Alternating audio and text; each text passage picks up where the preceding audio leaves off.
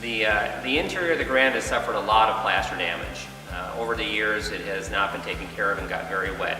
However, it's all restorable, and it's not that hard to do, but it will cost some money.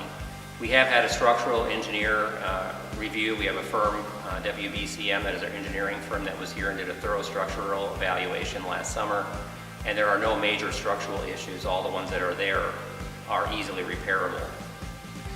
The Grand originally seated about 1,000 people. When we're concluded, it will seat about 800. We have to make some minor changes for ADA and just a little bit larger seats than they had years ago. The stage that I'm standing on is about 22 feet deep and about 50 feet wide. So we can have some small performances here and other events for whatever people in town would like to see, and people that we could bring more tourism and interest to the area.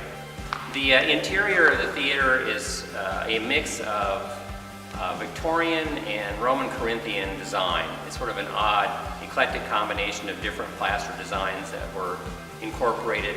The ceiling is made up of a large dome that is lit around the inside, and then some more ornate ceiling above the balcony in the rear. The theater does have a full balcony, the front of which is cantilevered out over the front here. And then we have seating all the way up into the back. Currently, restrooms are actually located in the basement, so we'll be adding restrooms off of the lobby that will be handicapped accessible. There are 6 dressing rooms on stage that go up currently on this side over here, and we're probably going to move those actually all onto stage level out to the other side of the building so they're more accessible.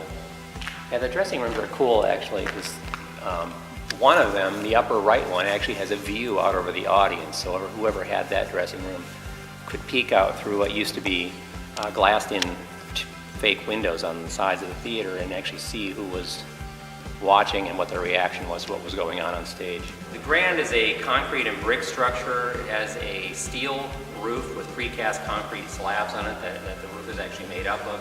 And the roof is in really good condition. In fact, the first thing that we finished here was re-roofing the Grand to stop the water damage.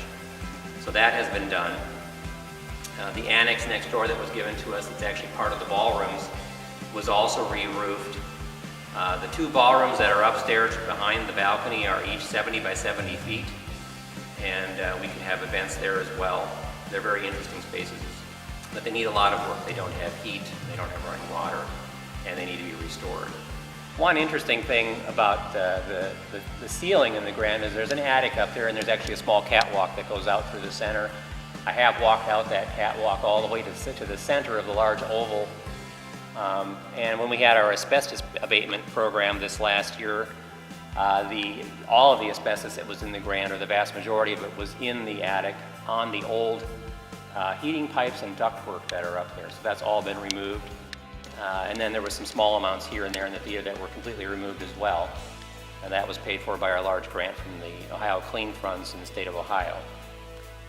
The Puglisi Trust and the J.B. Green team here in town also contributed to that cleanup.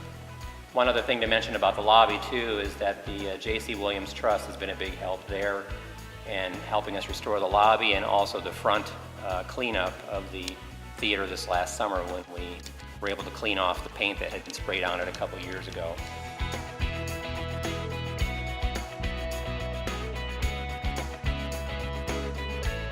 Please support the Grand Theater with a donation. All donations do make a huge difference, and please share our story on social media. The more people that see our story, the sooner and quicker we'll be able to have the Grand open for everyone to enjoy.